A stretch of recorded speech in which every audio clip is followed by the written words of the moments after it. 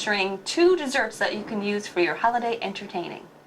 On the menu, we'll be dishing up today creme caramel squares and cake balls. For the first dessert, what you will need, 1 and 1/2 cups of honey-made graham cracker crumbs, 1/3 cup butter, preferably melted, 1 package of Philadelphia brick cream cheese, softened, 1/4 cup of sugar, 3 1/4 cups of cold milk, 3 cups thawed Cool Whip whipping topping, divided, 1 pack Jello vanilla instant pudding, and 1 pack of butterscotch pudding. First, we'll get started with assembling the crust, which is the base for our creme caramel squares. And Austin, you can do that by adding our breadcrumbs and melted butter together.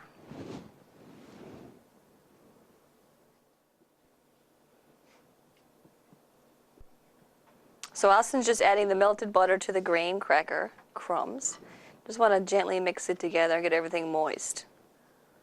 So what he'll do next is press this combination into the bottom of our 13x9 baking dish.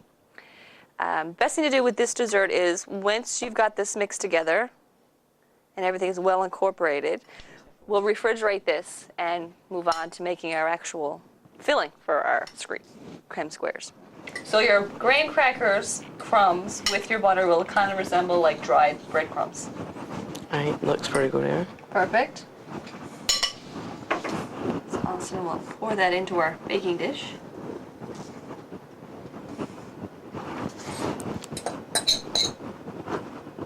Okay, so you can begin to press that into place, and I'll move on to the next step, which is making our next layer for our squares, which consists of our cream cheese.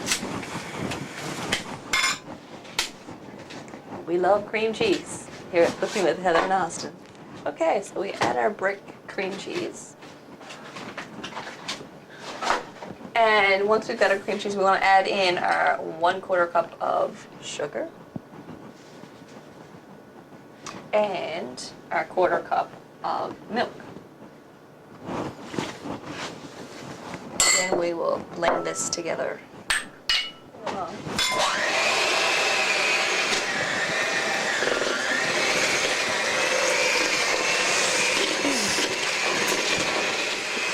Anyway, we want to make sure we get this beat nice and fluffy. I'll just pop this in the refrigerator. So next we'll move on to making our pudding mixture. Next, we will prepare each pudding mix with 1 1/2 cups of cold milk in separate bowls, beating with a whisk for 2 minutes. Perfect.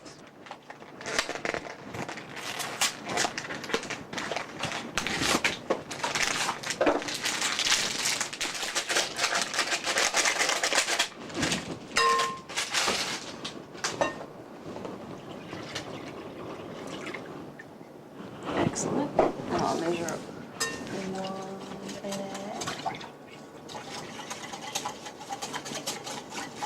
Perfect.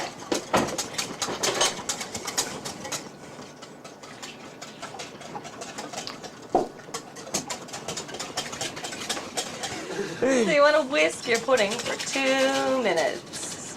Is this competition or something? Or are you trying to whisk me? Hey, I got a better whisk. My whisk is bigger than your whisk. If I told you to deliver, you could totally just put it in there. How many time in this?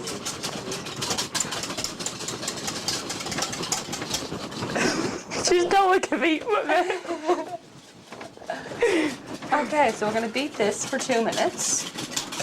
And then we'll begin layering our creme caramel. While Heather is finishing up whisking her pudding, I'll take the graham. Okay, so we're going to start layering our dessert. First, we'll start with our cream cheese mixture. That's our first layer. You want to start spooning that out. So you want to spoon it out and just kind of evenly distribute it all over your graham crumbs.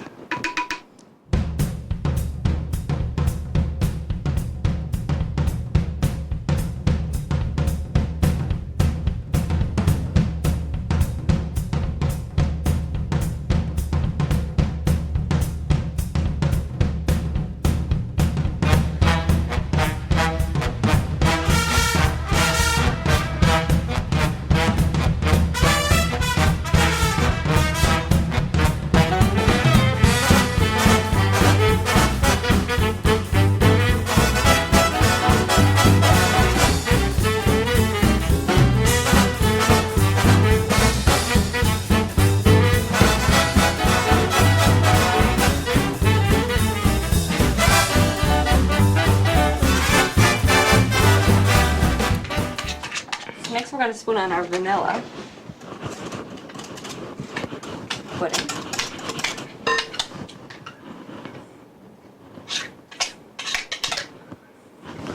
I'll get this here.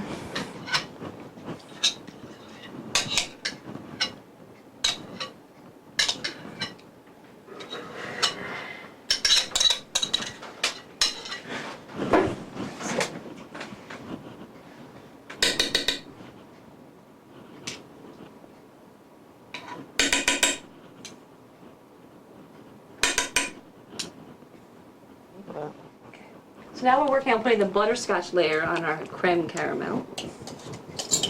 Get that evenly worked.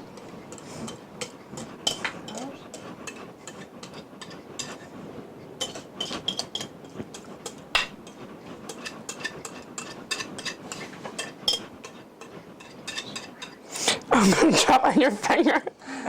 Wait, hold on. Move. How nice is there?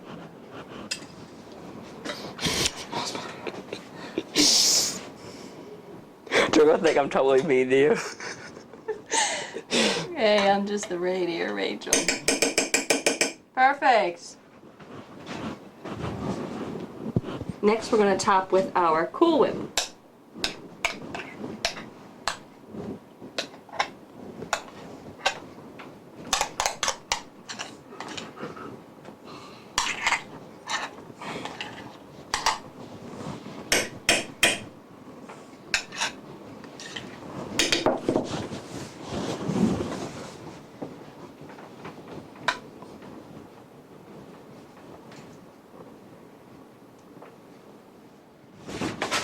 So once you've got your Cool Whip topping on, the next step is we're going to have to refrigerate the dessert for 4 hours. Okay. You putting this in there?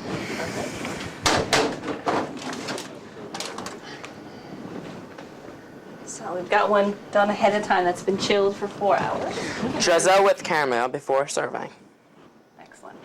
One of our tips that we want to suggest is that you can substitute instead of the butterscotch jello instant pudding, if you're not a fan of butterscotch, you could always use chocolate instant pudding, and instead of using the caramel spread on top, you could use chocolate syrup.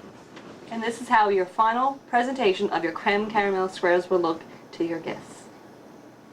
Next, we will be making cake balls. 1 cake mix, any flavor. We chose to make our cake ahead of time, just for time-saving effort. 1 container of cream cheese frosting. 2 cups of chocolate chips. 2 tablespoons of shortening. Perfect. So first you'll have to bake your cake according to the package directions. Again, like I said, we've already prepared our cake ahead of time so that it's completely cooled. You'll need to make sure that it's completely cooled before you can crumble it into a large bowl. Austin will start to crumble it for us. So what should happen here is you want to take your cake and crumble it. It should resemble breadcrumbs in your bowl. So just as if you were making stuffing for your Christmas dinner, you're making crumbs for our cake balls. So you want to crumble it. Small little pieces.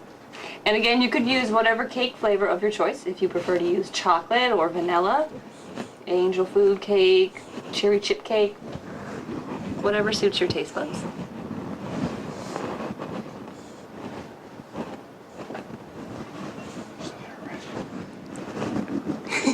No, crumble it. You have to crumble it, crumble it, crumble Yeah, it. crumble it. We want to make it light and fluffy, and we don't need any big chunks or big pieces of cake. We want to make sure we get this as fine as we can.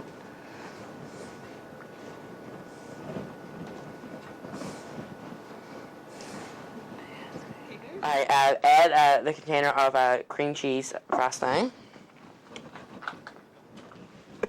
While I add a tub of cream cheese frosting, Heather will begin mixing it.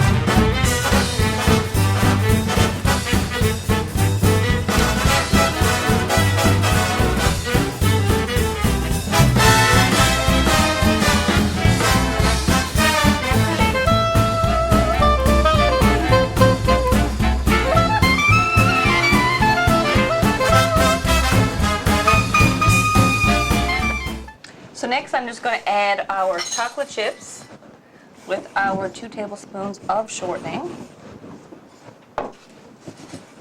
The purpose with this, with melting the chocolate with the shortening, you want to make sure that you do it at 45-second intervals in your microwave to ensure the chocolate doesn't burn. So we put it in for 45 seconds and keep rechecking it every 45 seconds so you get a nice, smooth consistency. We do recommend you use pure milk chocolate, but certainly if you're not a chocolate lover, you could always use something like semi-sweet, but pure milk chocolate does work best. Next, we'll just roll the balls up and just like a. Do you want to make them too big or too small? So just use a teaspoon to measure out the cake. Just use a tablespoon to measure out the cake.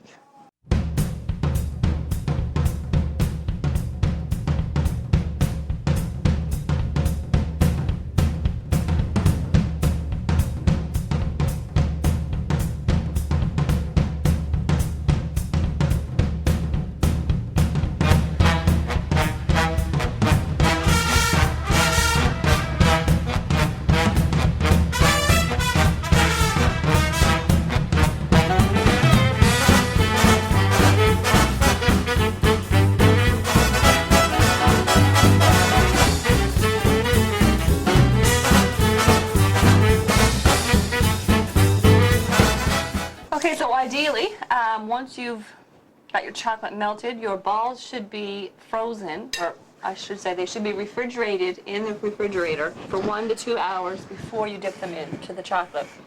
Now for time saving here for today, we're just going to go ahead and show you what it looks like as far as the process is concerned. So I'll just put one in there. So you want to roll it around. Let your ball come out.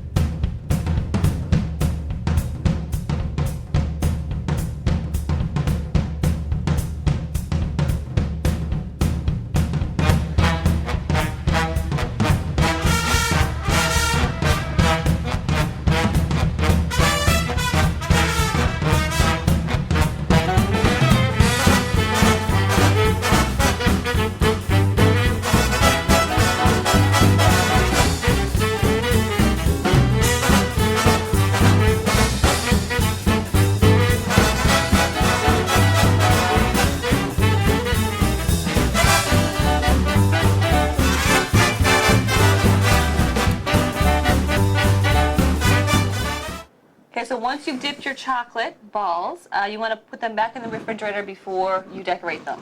These have all been dipped ahead of time, just to save time, of course, for today.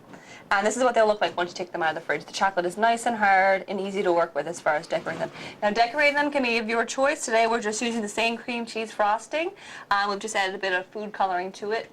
And a good tip that we found excellent as far as decorating them, we've just put our icing into a regular old sandwich bag and cut the tip out, just a small bit, so that you could make some spiral decorations with your icing onto your chocolate balls. Makes for a beautiful presentation for Christmas or any time, a really tasty treat your guests will surely love.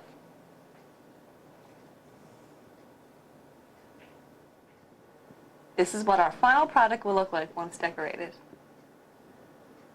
Thank you for cooking again this week with both myself, Heather, And Aston. We hope you enjoyed our edition of creme caramel squares and cake balls. You can certainly find our recipes on the Harbor Breton Communities Network's website, which is www.harbourbreton.thecyn.ca. Excellent. Thank you for tuning in again this week. We look forward to cooking with you next week. Is that 1/4? All right, let's try again. Okay. Next, we'll prepare each pudding bag with 1 1/2. I know, what's with the corner? I don't know, it's just like this stuck in her. Alright. Next, we will prepare each pudding mix with 1 1. You're obsessed!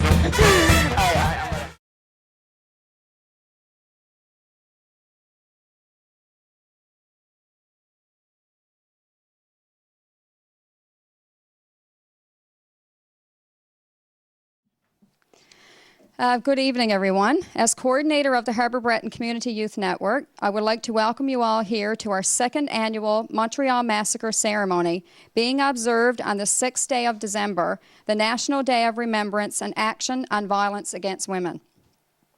First of all, I would like to extend thanks to the Central West Committee Against Violence for partnering with the CYN to enable outreach to the Coast of Bays region. The CYN's outreach project, namely Community Action Against Violence, began last year in November and is coordinated by Chantel Cribb, who is also here with us this evening. It provides educational information and public awareness through various mediums on issues related to violence. This is one of many events Chantel organizes throughout the calendar year. I extend thanks to her for all her hard work in organizing these events and efforts in public awareness on violence. We are here this evening to remember the lives of 14 women who died in Montreal, to reflect upon other women who have been murdered and those women who continue to live in violence.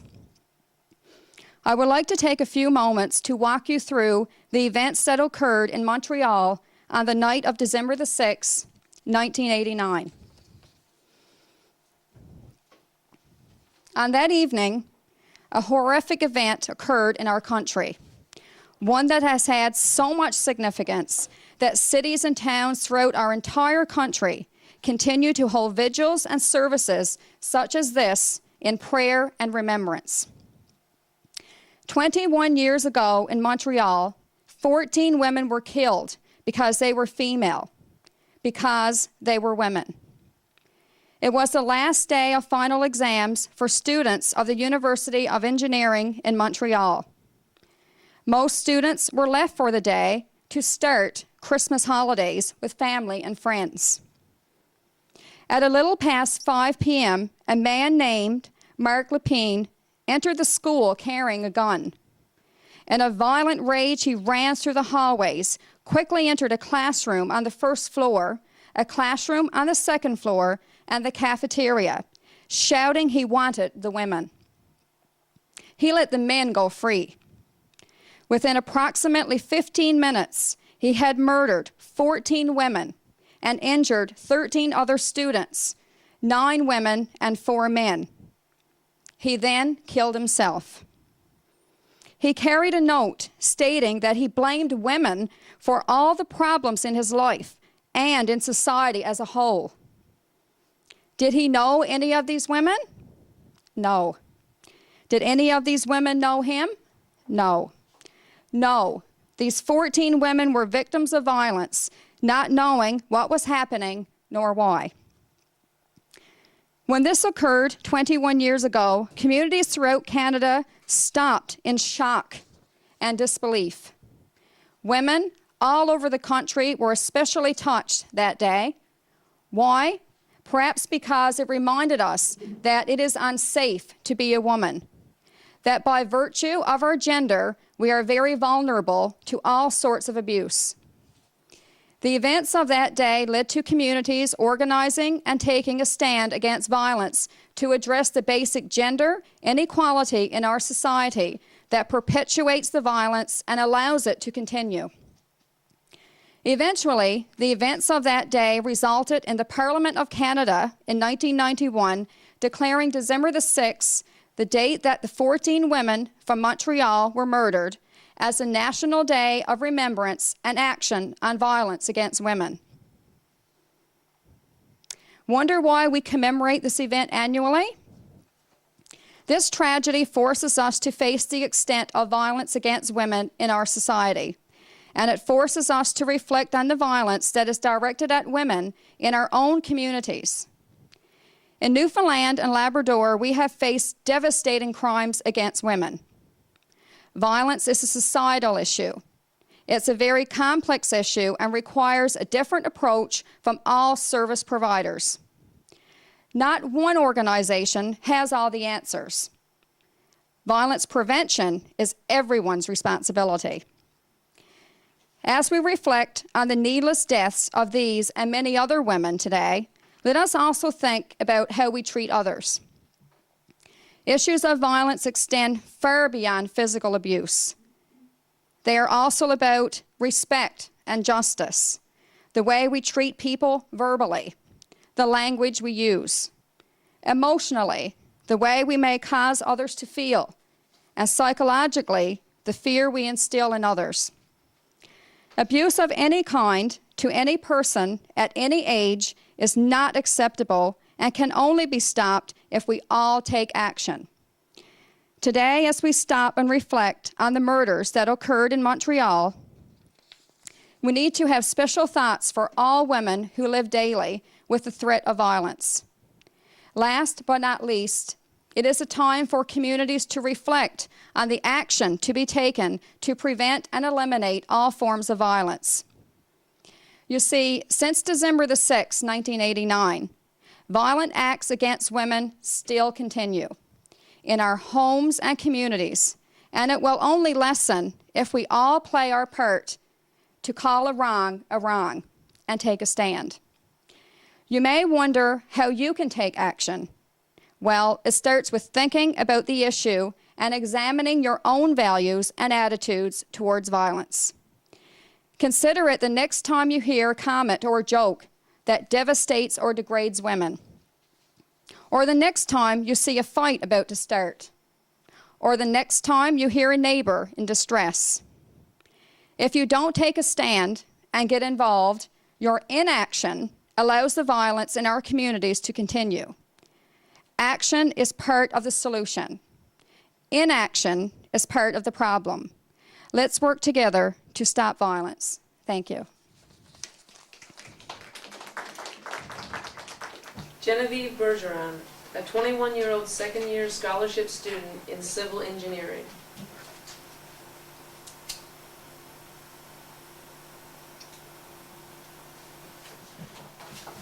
Helene Colgan, 23 years old, was in her final year of mechanical engineering. She had planned to do a master's degree.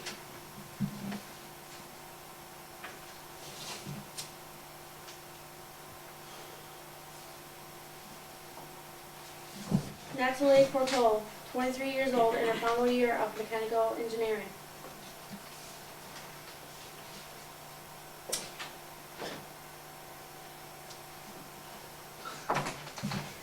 Barbara Daniel, 22 years old, in her final year of mechanical engineering. She also held a teaching assessment.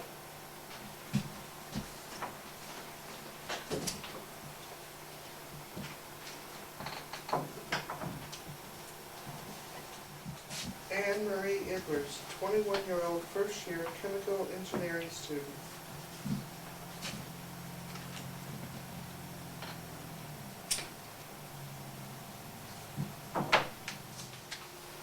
Maud Hevernick, 29-year-old, second-year student in engineering materials.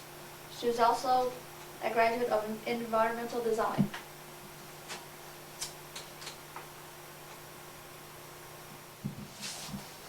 Barbara Maria Klutnik, 31-year-old, second-year student in engineering materials.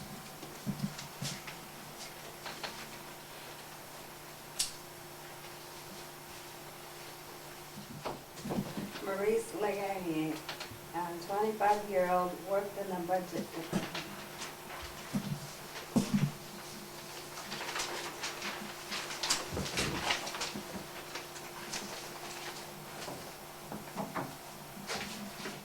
Maurice Leclerc, 23 years old, fourth year in engineering materials. Anne-Ray Lemay, 22-year-old, in her fourth year of mechanical engineering.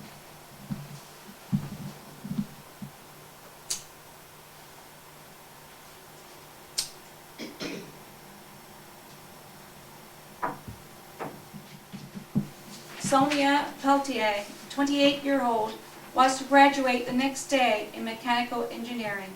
She was awarded her degree posthumously.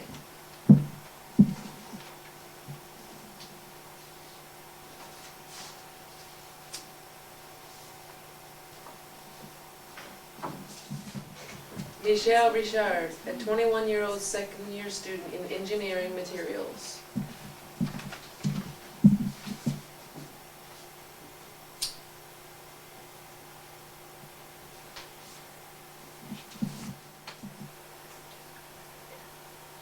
Annie St. Arnott, 23 years old, in mechanical engineering.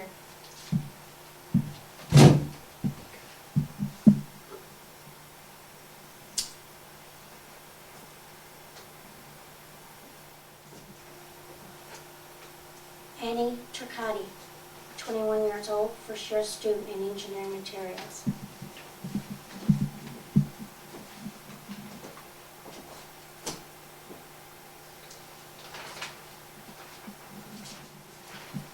I light this candle to represent all victims of violence.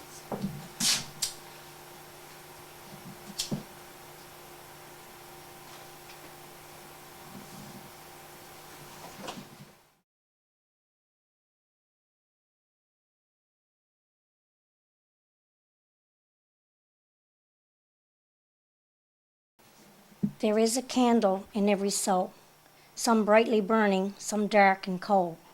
There is a spirit who brings a fire, ignites a candle and makes his home. Carry your candle, run to the darkness, seek out the helpless, confused and torn, and hold out your candle for all to see it. Take your candle and go light your world. Take your candle and go light your world. Frustrated brother, see how he's tried to light his own candle some other way. See now your sister, she's been robbed and lied to, still holds a candle without a flame. So carry your candle, run to the darkness. Seek out the lonely, the tired and worn, and hold out your candle for all to see it. Take your candle and go light your world. Take your candle and go light your world. We are a family whose hearts are blazing, so let's raise our candles and light up the sky, praying to our Father in the name of Jesus. Make us a beacon in the darkest times. Carry your candle, run to the darkness. Seek out the hopeless, deceived and poor. Hold out your candle for all to see it. Take your candle and go light your world. Take your candle and go light your world. Carry your candle, run to the darkness. Seek out the hopeless, confused and torn. Hold out your candle for all to see it. Take your candle and go light your world. Take your candle and go light your world. Take your candle and go light your world.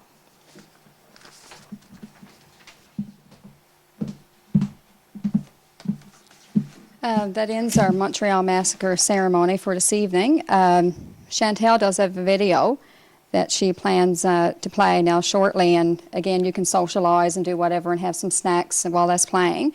And again, I'd like to thank you all for coming out. It certainly has an impact on each and every one of us, and we've all certainly been affected by violence in some way through friends, family members, the community in general, and certainly from our surrounding communities. We've experienced some devastating events of violence, especially against women, and hopefully next year you'll join us again. So once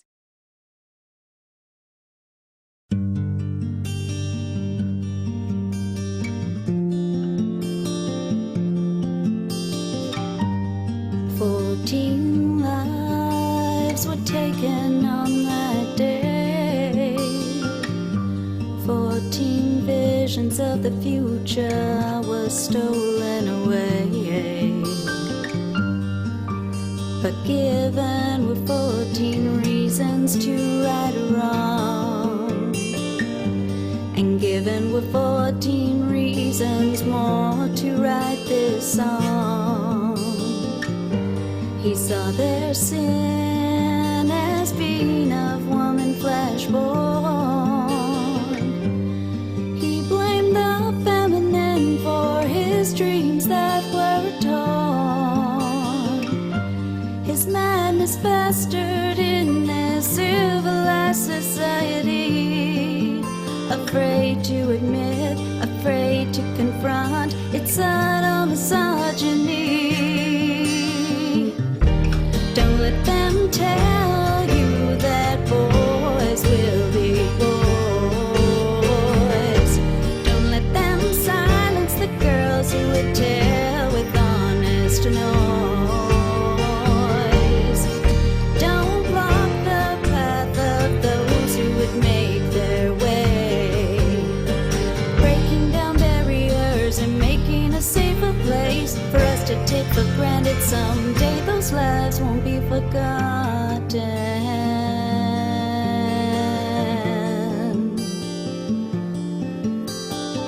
Gonna students, gonna daughters, gonna best friends, colleagues and lovers, gonna sisters, gonna mothers. When will we ever just love one another? Love one another.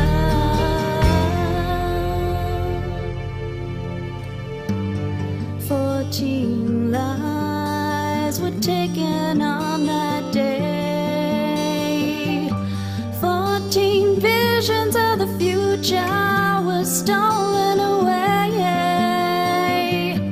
December 6th, the vigil of the tragedy.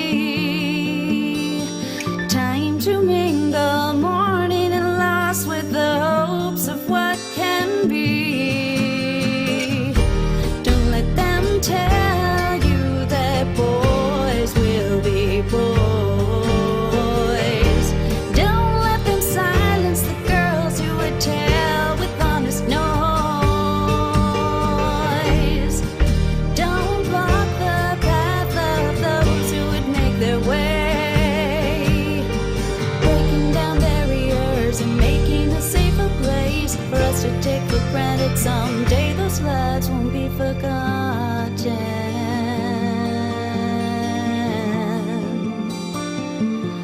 14 lives, 14 lives, 14 lives,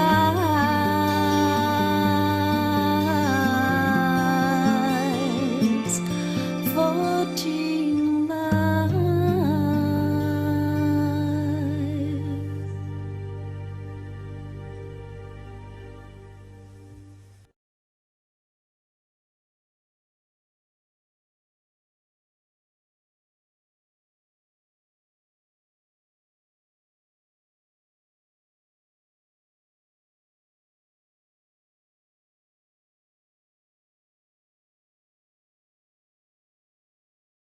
lives.